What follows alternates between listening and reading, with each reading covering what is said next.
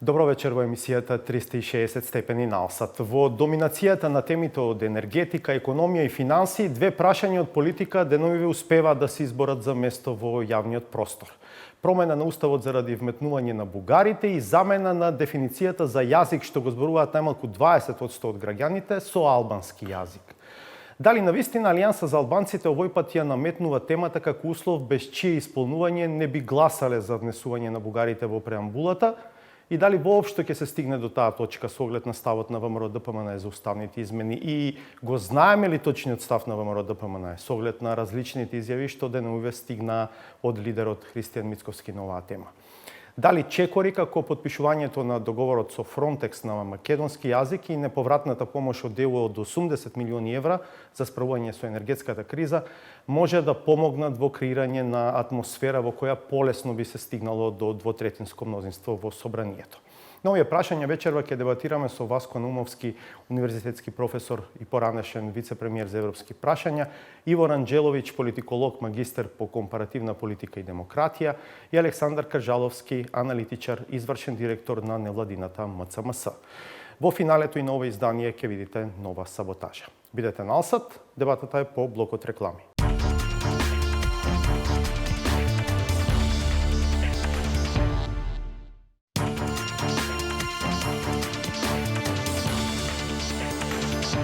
Гледате 360 степени.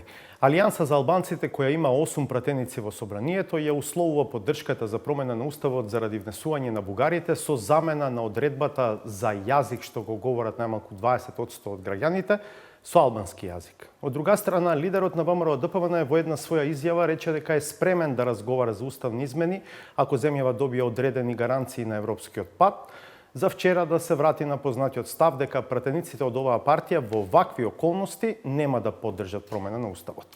Кој со какви калкулации влегува во следниот период и што се можните сценарија за распред, вечерва ќе разговарам со Иво Ранџеловиќ, политиколог, магистер по компаративна политика и демократија. Добро вечер, добре дојдовте. Добре најдов, благодарам за поканата. Александар Кажаловски, директор на невладината МЦМС. Добро вечер. Васко Наумовски, универзитетски професор, поранешен вице-премиер за европски прашања, амбасадор. Добро вечер, добре дојдовте. Добро вечер.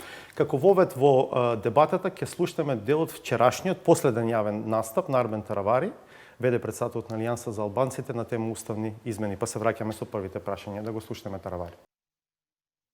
Дали вие го условувате ова барање со промените кои треба да се направат за внесување на бугарите? Дали вие би гласале за бугарите ако ова не ви се прифати? Ама ова го кажале сите политички партии што се од албанскиот блок дека тоа е наше барање кое што ќе инсистираме по секоја цена да се тргне 20% да се стави албански јазик.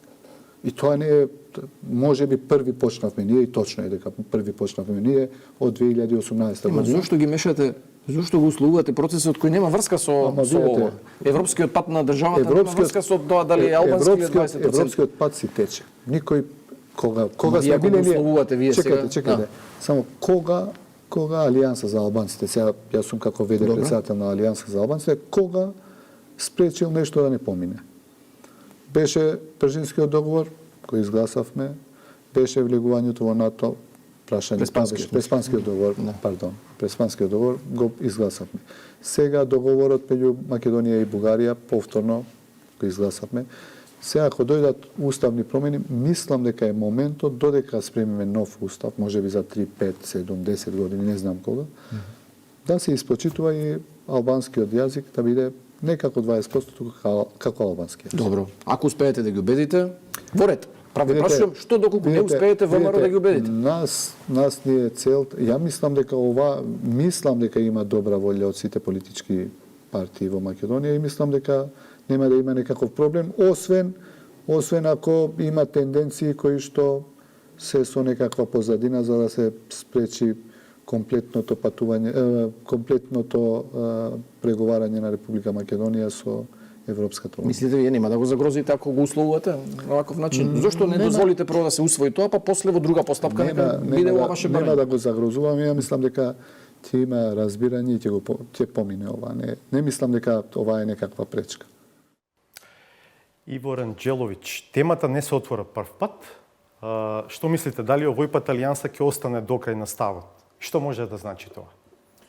Видете, сметам дека ова е нешто не случајно ново, условно кажано ново, во овие моменти и нели за еден заеднички став од албанскиот политички корпус.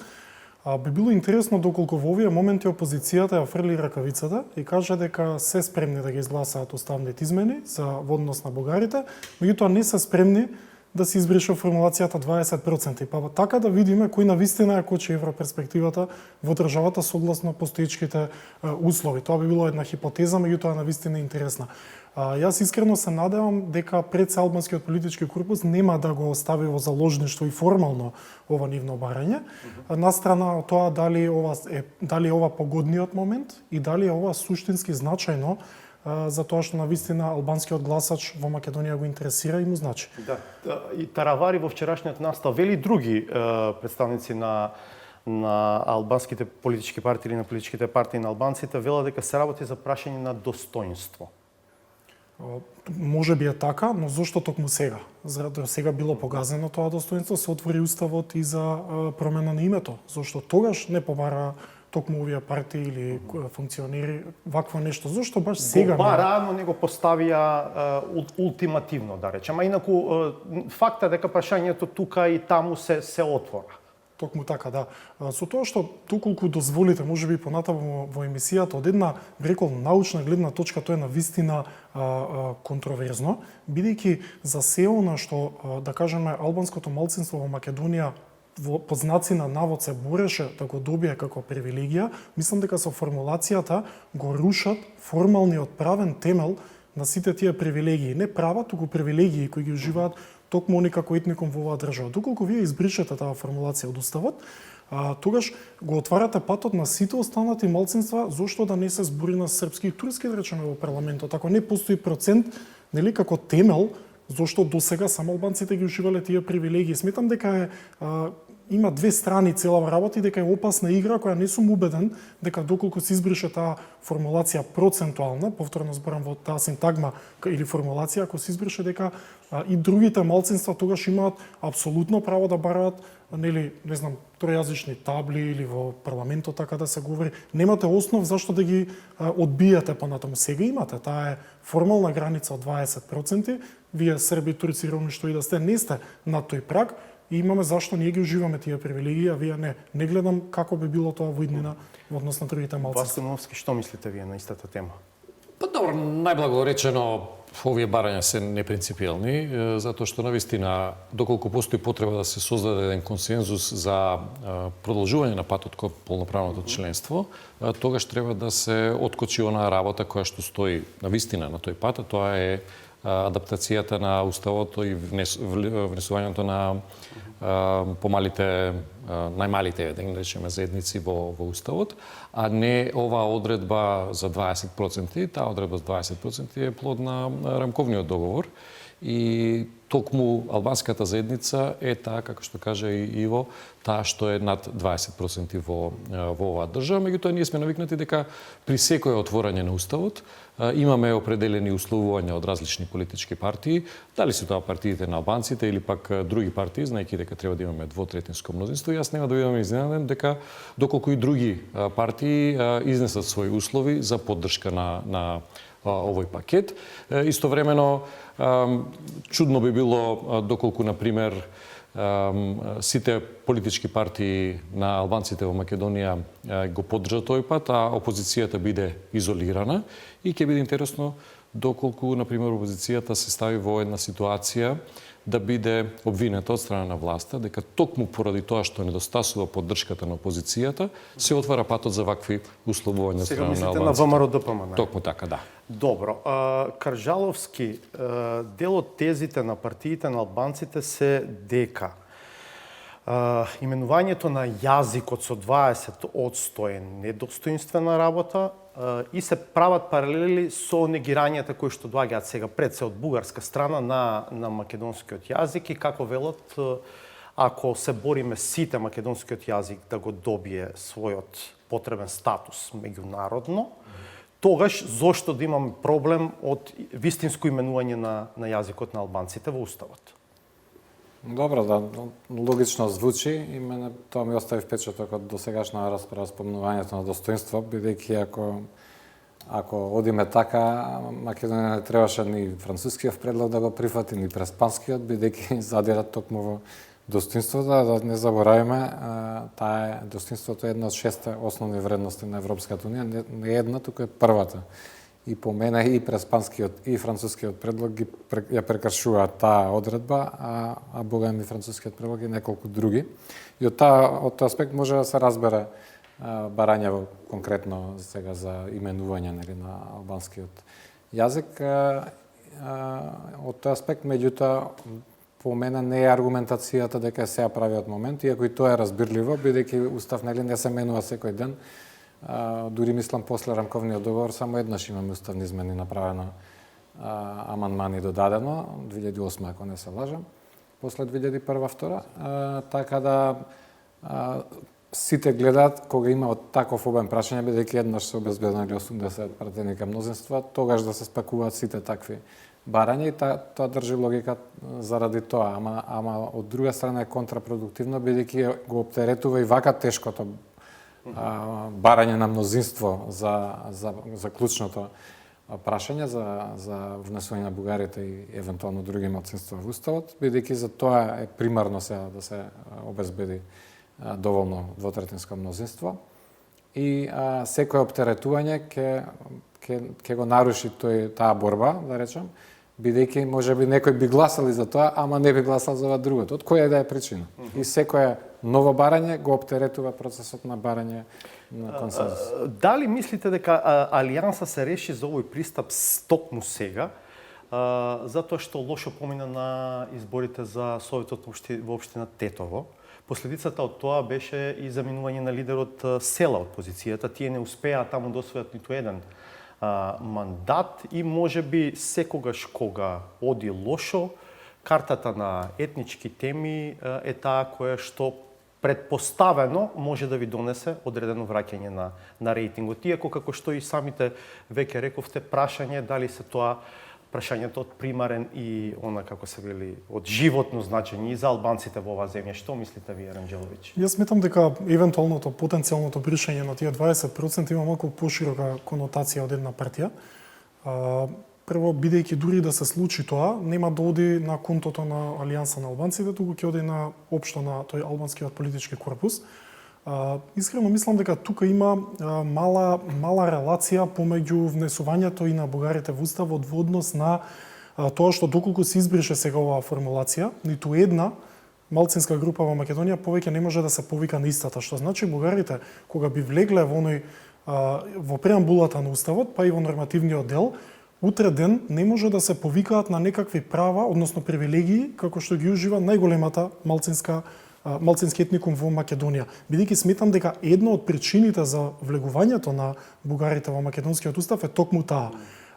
Иако нашиот устав, ако бидеме прецизни, во преамбулата оперира со формулацијата деловиот народ, понатаму во уставот со заедници, етнички заедници и малцинства не постојат практично, има немнозински заедници, така, да речеме. Само има еден многу важен момент тука, тоа е дека во влегувањето во преамбулата на уставот на било кој народ го прави конституент. Значи, тој народ, за да не разберат полесно гледачите, станува државотворен, што не е случај доколку некој народ влезе само во нормативниот дел. Бугарите бараат да влезат во преамбулата на уставот, како и сите останати. Заедно мислам дека и црногорците се предложени, хрватите. Меѓутоа, во делот на црногорци и хрвати ние имаме јасна контекстуализација. Ние сме живееле во една држава и сме биле една нација, а повеќе народности, додека бугарите не. Затоа е многу различно, многу е голема тежината да бидете конституент во една држава. Историски можеби да, ние имаме каква таква испреплетана, сакале или некеле, историја со бугарите, меѓутоа не и добивање на државност, односно на независноста. Тоа се случува 1991 година, каде што бугарите и посредно и непосредно не учествуваат во независноста на Македонија, што не е случај со црногорците и хрватите кои излагаат од еден ист ентитет.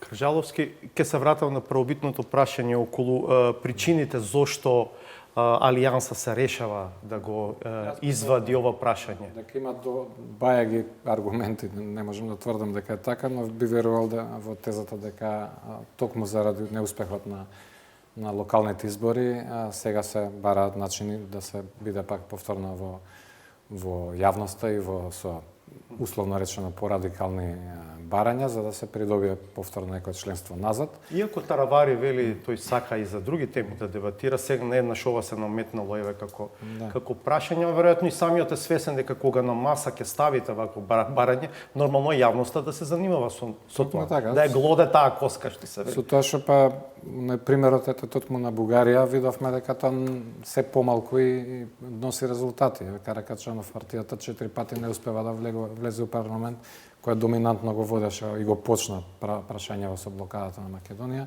Има таков народ се возеше на тоа, доби еднаш, па падна драстично на следните избори, така да веројатно се потрошени или во голема мерка потрошени тие националистички прашања. Па, јас мислам дека и моментот што го споменавте е погоден токму сега, затоа што и професорот Таравари, нели, веројатно ќе преземе функцијата и председател на партијата.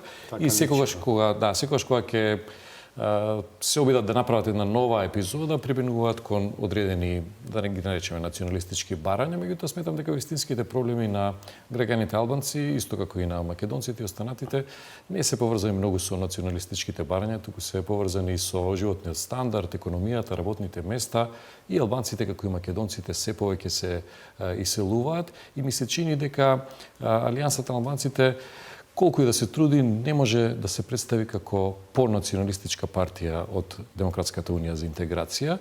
На некој начин сметам дека тоа е однапред изгубена битка, доколку се обидат да се надпреваруваат со дуи која партија на албанците ќе биде повеќе националистичка. Поминуваме на темата бугари во Уставот и став на ВМРО ДПМН. Ќе го слушаме лидерот Христијан Мицкоски со две изјави од последните неколку дена. Мојот впечаток е дека има разлика во нијанси, но сакам да го слушнам и вашиот став. Мицкоски. Ке бидеме ли до 2030-та членка во Европската унија? Ке потпише ли некој дека Македонија ќе биде до 2030-та членка на Европската унија, како што ни ветуваат? Ке донесе ли Европскиот парламент резолуција и заклучок со кој што се признава посебноста на македонскиот јазик и дека тој не е јазична норма, како што тоа некој се обидува да ни го каже. Ке донесе ли Европскиот парламент и Европската комисија одлука, резолуција, како сакате наречете, за посебноста на македонскиот идентитет, историја, култура, традиција, обичаи. Ајде за тоа да збориме, за тие гаранции. Ајде да зборуваме за тоа, дали тоа ни е гаранција за нашето членство и дека нема никој понатаму поради билатерални прашања да ни става вето. Кај се гаранциите? Кој е тој што може да ни гарантира? Има ли таков? Па да бара од нас дополнителни отстапки. Јас сум подготвен за се да зборувам. Само сакам да видам овој пат гаранции. Доста губеше овој народ од својот идентитет. Време е нешто да добие. Ако мислат дека ВМРО ДПМН, пратеничката група од ВМРО ДПМН ќе ги поддржи овие уставни измени под овие услови и овие околности, тогаш ќе јавно кажувам дека тоа нема да се случи. Ние имаме јасна позиција. Која е позицијата на ВМРО ДПМН? Дека уставни измени под вакви околности, под вакви услови ние немаме намера да поддржиме. Васко Нумовски, со вас ќе го почнем овој круг. Вие препознавате разлика? Макар во нијанси во изјавата на Мицкоски? Па мислам дека во последниот период имаше повеќе изјави.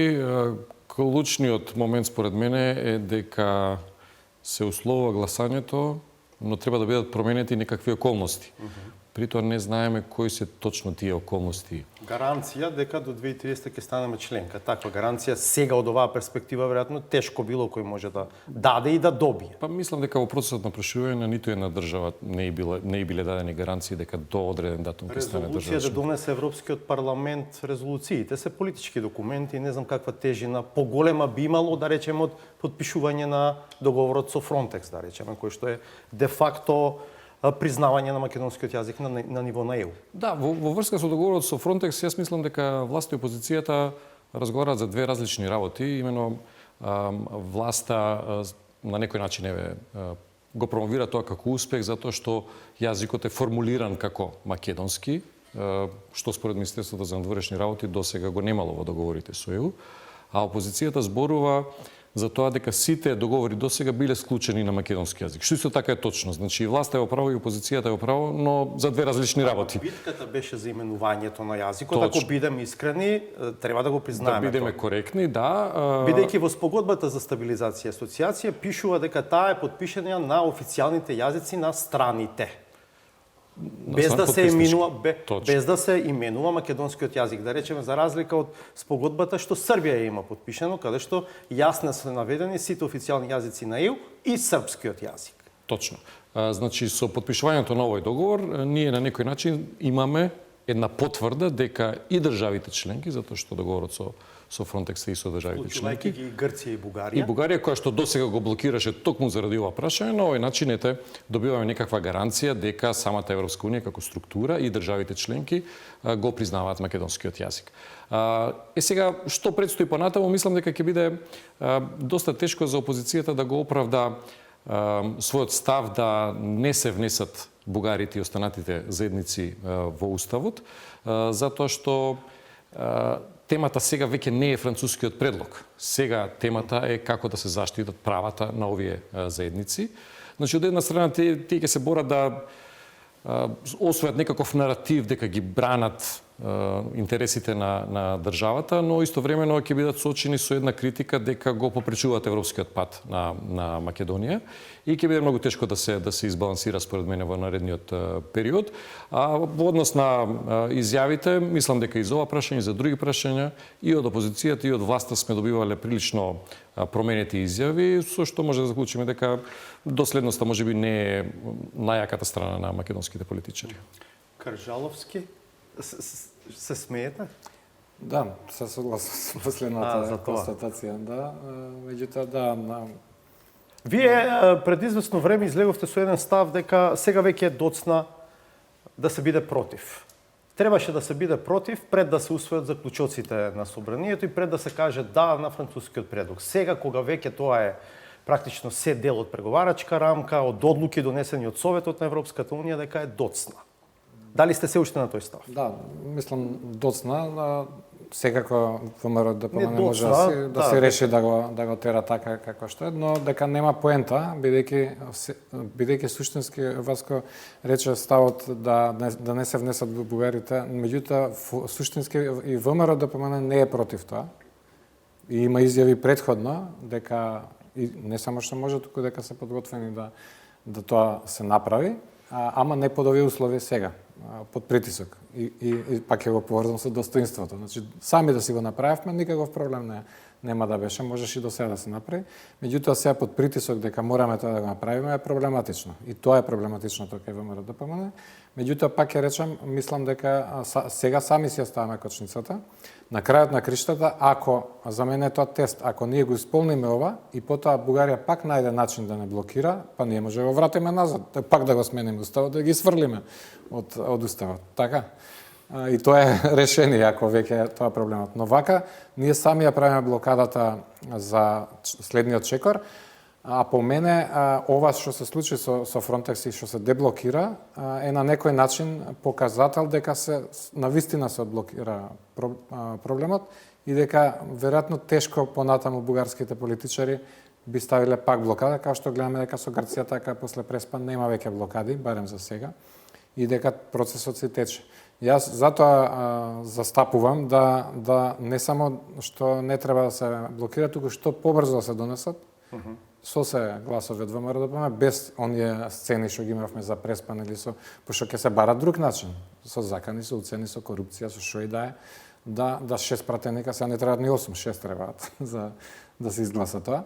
Значи, за да спречиме и тоа, јас сум за што побрзо, дури до крајот на годинава, бидејќи ние всушност можеме да ги почнеме преговорите многу порано, не треба да заврши целиот скрининг процес, туку кога ќе поминат сега објаснувачкиве, почнуваат билатералните и како завршуваме секое поглавје од билатералниот, можеме да го почнеме за тој преговорите за тоа поглавје, а тоа веројатно март-април некаде ќе се случи. Ние не треба да чекаме сето тоа да заврши и токму ако ги имаме донесено до тогаш уставните измени, ќе нема никаква формална пречка и да почнеме преговори уште во април. Тоа не Затоа сум сигурен во процедурално Во- смисла дали Дали може без информација, без целосно да заврши скринингот, може по кластери да се почнат преговори. Интересно. Ранđеловиќ? Генерално се согласувам со моите соговорници и сметам дека во овие моменти е крајно нерационално нели да се противите на измените во уставот, бидејќи францускиот предлог каков таков е прифатен, во кој гарантираме дека како држава ќе го промениме уставот.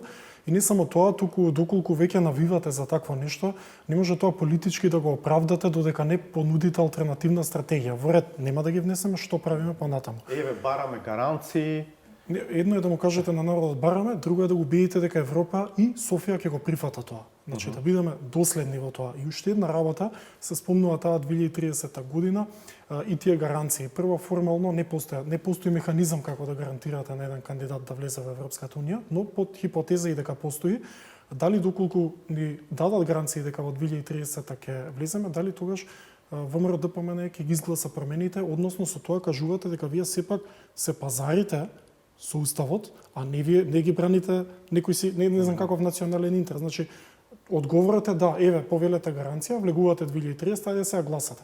Значи доколку гласате вие фактички правите некој пазар со тоа. Да, ставот е мислам дека повеќе поврзан со аспектот на постојани отстапки кои што треба да ги прави оваа држава и индиректно пораката е до кога отстапки без да знаеме што е крајната цел. Да, но како наеднаш стана бугарите во уставот најголемиот проблем како отстапка. Веќе никој не зборува зошто оваа држава има друго име, зошто има сменето знаме, химна, име. Наеднаш сега бугарите се гледате како брзо политичарите во Македонија се забораваат на нивните најголеми проблеми. Тезата на ВМРО ДПМН е дека да за уставот е да за процес во кој што Бугарија ќе може да продолжи да ја условува оваа држава. Тоа е нивната теза.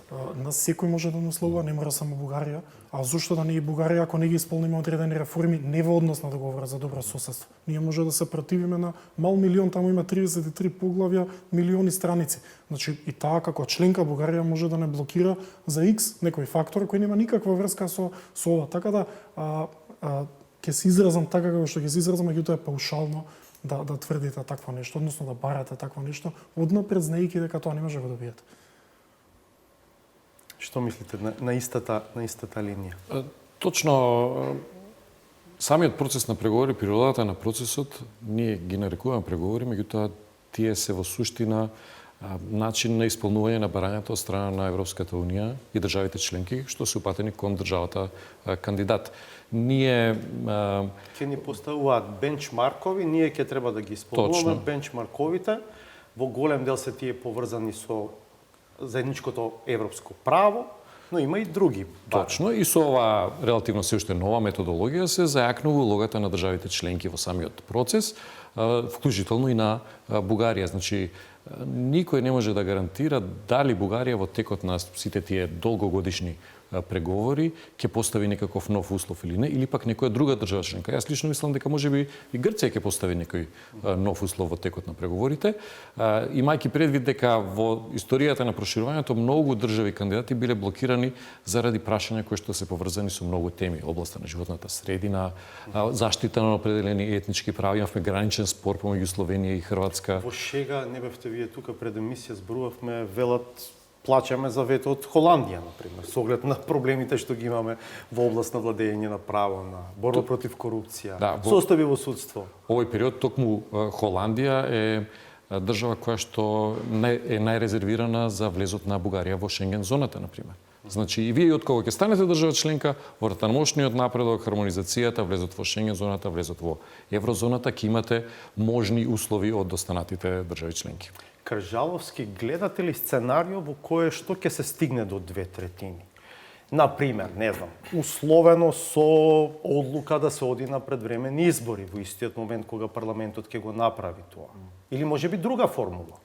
Ќе се навратам на целиот процес назад, дури и на вчерашната изјава на Ковачевски или пред 2 дена за единство и не знам и критика. И чудно ми беше што во истите 3 реченици што ги кажа на собраниската говорница кога побара единство и во претходната и во наредната го критикуваше опозицијата. Не се прави така единство. И не се прави консензус со тоа што ќе прифатите нешто за што воопшто не сте ги ни прашале другите. Значи грешката е направена уште во овие 6 месеци кои доведоа до таков катастрофален предлог. Ја им кажував и на министрите што учествуваа тоа дека не доведоа до 5-0 на полувреме и после со јазикот се вадиме дека 5-1 сме извадиле на крај на утакмицата. Значи, сега се очекува ВМРО да некој разбирање да имам за ова што го прават сега, нели со ставовите за не изгласување на уставните измени. Е точно зашто не биле консултирани и не било обезбедено нивното мислење некаква поддршка, барем за нешто во тој период. Плюс се очекува се некои од пратениците од ВМРО, ако не целата партија, некои или нели 6 колку што треба да гласат за уставните измени. Ако е така, зошто дента кога се изгласа во СДСМ од Централниот одбор, ако добро разбрав, 147 члена, сите гласале за предлогот на председателот на СДСМ Ковачевски да се прифати францускиот предлог, само 5 дена откако го каже историското не. Па не могло ли еден да праша, па чекај се, не рековме пред 5 дена ова не чини, од 5 работи побаравме, фактички ВМРО го бара тоа што Ковачевски го каже во Брисел. Да, гаранциите дека ова ќе биде последно условување, така? Тој го каже на говорницата кога првично беше представен францускиот предлог. И сега, кај што не се постигнаа тие услови, се прифати нешто и баш никој од тие од Централниот не го поставил прашањето интерно, а што правиме со овие 2-3 услови што самиот премиер ги рече. И сега се очекува сите да бидат... дека имало промени во меѓувреме, нели? Да, се направија некакви промени во предлогот, се доби барем скрининг.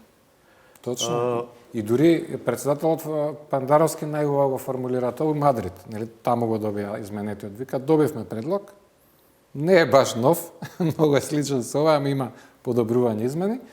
Ке отвориме дебата, видиме дали е доволно добар. И што се случи, и владата го поддржа тоа, ќе отвориме широки консултации. На првите консултации тие застанаа дека тоа е, и дека треба да го прифатиме.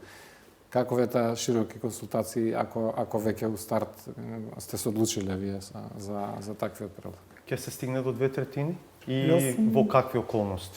Јас сум генерално убеден во тоа, дека ќе дојде до тоа. Се разбира дека нема да пројде без драми во држава и сметка за вода да плати да не може без драми, не па нешто посериозно, но... Ако треба да прогнозирате, да предпоставувате, мислите дека тоа ќе се случи во овој состав на парламентот или ќе треба да чекаме некој друг парламент? Видете, тоа не сум искрено сигурен, значи можно е да се случи тоа и по некакви нови избори, меѓутоа доколку сум јас сега се ставам нели на местото на владата, јас би понудил да има веднаш избори, а претходно да бидат изгласени уставните промени.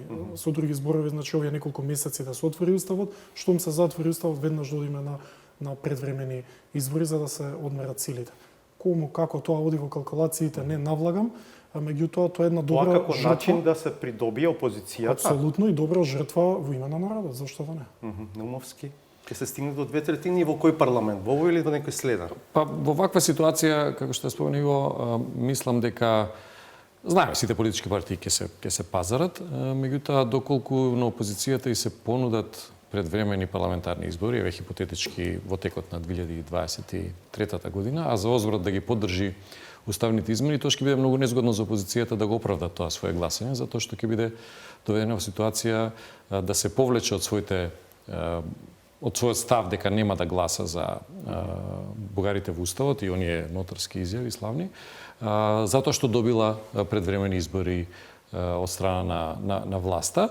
Мислам дека, објективно гледано, шансите се некаде 50-50 и за измена уставот во текот на мандатот на овој политички состав. Ама што значи да речеме по глас за внесување на бугари во устав после ваква кампања, антикампања, вие да отидете во изборна кампања после такво гласање, што ќе значи тоа за ВМРО-ДПМН? Секогаш ќе може да се најдат добри оправдувања.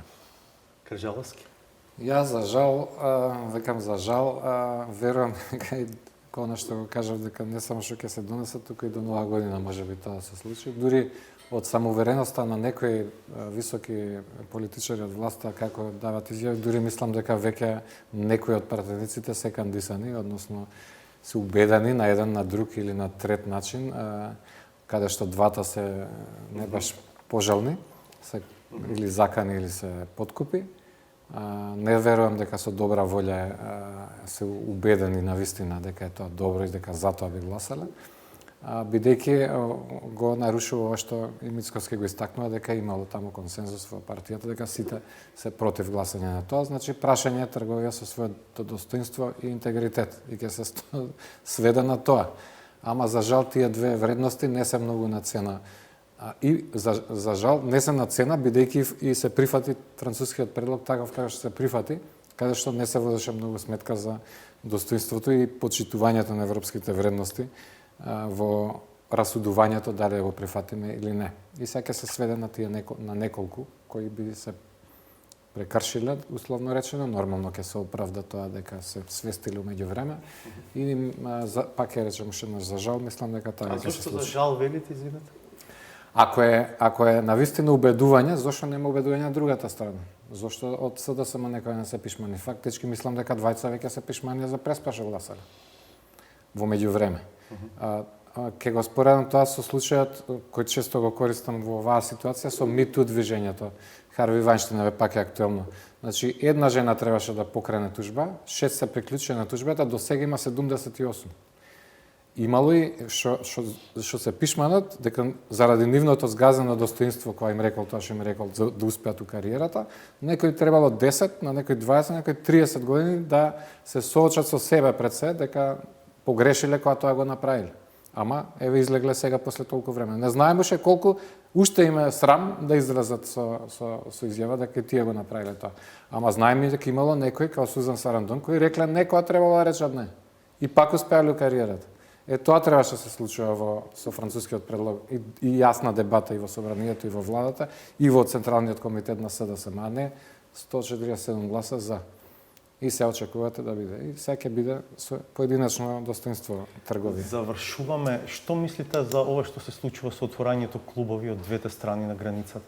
Имате став? Видете, за мене тоа е пред се не треба да му се дава толку медиумски простор и толкова значење како што се дава. Сметам дека доколку пред се мислам дека министер за надворешни работи Османи кажа дека тоа нема никаква вредност за двете општества, во тој случај не е лошо официјално и да ги осудите доколку е така, што владата сега не го направила.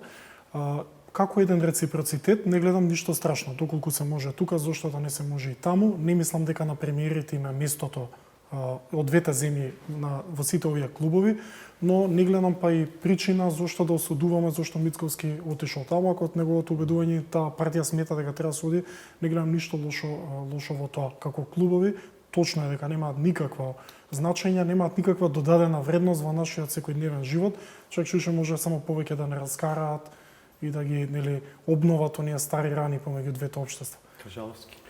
Би се сложил со еден бугарски историчар, мислам, што коментираше дека ако веќе се создаваат со цел за мостови градење, не треба да се стават такви имиња. Може ли било што друго?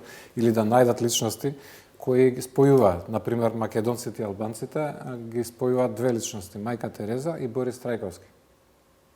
Заради своето фудбалот од време на време. Веројатно да, кога го правевме ова беше после Охридскиот договор, тие две личности се идентификуваа како заеднички. Иако се спомнуваа на едната страна Александар Македонски и на другата Скендербек и слично, тие две беа консензус. Зашто не се направат со име кое ги поврзува? Вапцаров, например, проблематичен? Не е проблематичен, така? Јас Па, колку што треба памтам, да направиме во училиште анкета, сме учеле дека е дводомен поет, да речеме. Не знам колку сме го разбирале тоа како ученици, ама тоа значило дека припаѓа и на Бугарија и на Македонија. Дури не мора ни личност да биде. Клуб за пријателство има веќе, не знам дали е регистриран, има за пријателство Македонија Бугарија.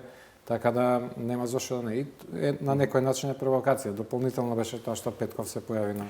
Прашањето е таму веројатно колку се тоа автохтони иницијативи од припадниците на бугарскиот народ или бугарите овде, македонците таму.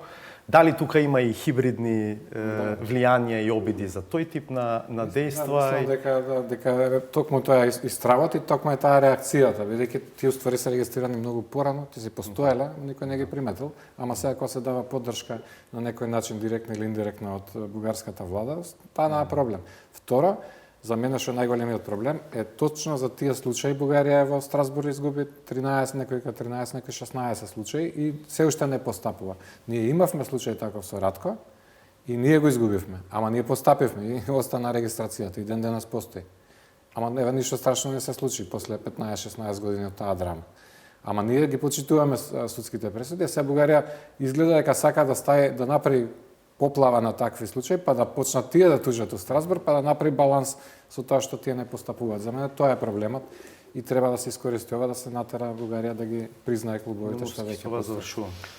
Да, мислам дека не се проблематизира отварањето на самите културни клубови или центри, се проблематизираат имињата. Доколку се работи за културни клубови, соодветно би било да се именуваат со личности од културата, а не личности за кои што може да има некакви забелешки од двете страни. Добро, благодарам што бевте дел од 360 степени. Благодарам. Уште една пауза за реклами, па саботажа.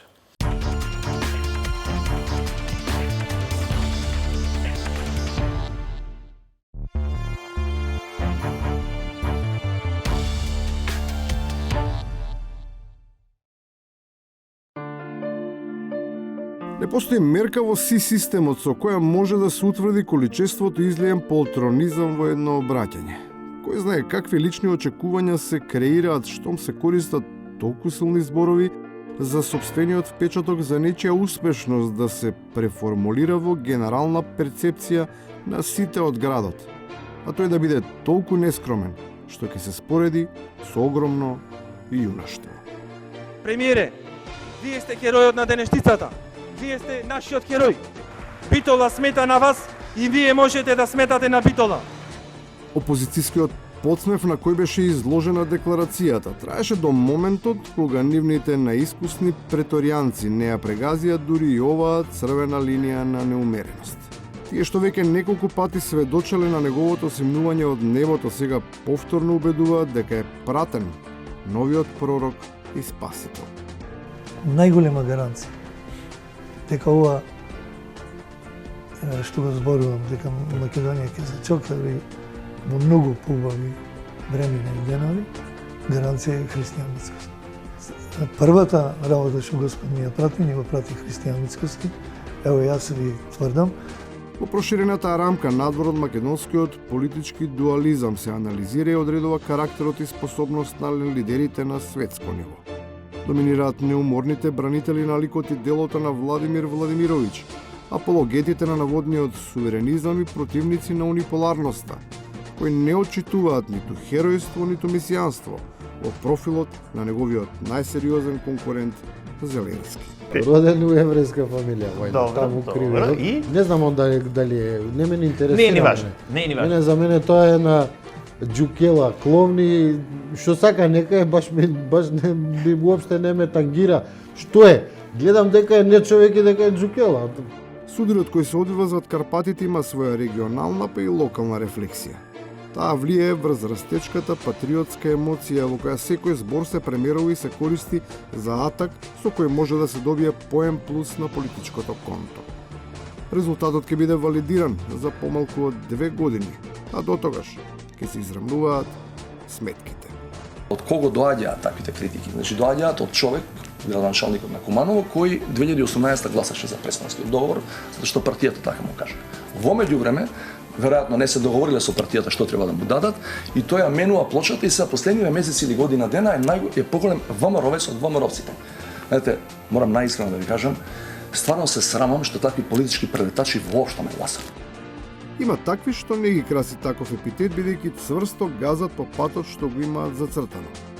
Но освен придонесот за македонската, тие незаслужено не добиваат доволна јавност за да ги обелоденат своите откритија поврзани со светската историја, кои нудат сосема различно гледиште од општо познатото. Прашање дали Хитлер воопшто извршил самоубиство. Види, не, гледај, јас пошол сум се тоа сум гледал сум, истражувал и тоа. Хитлер не. Хитлер нема самоубиство, тоа си е двојник и тоа како и Борман нема и Борман се спасува.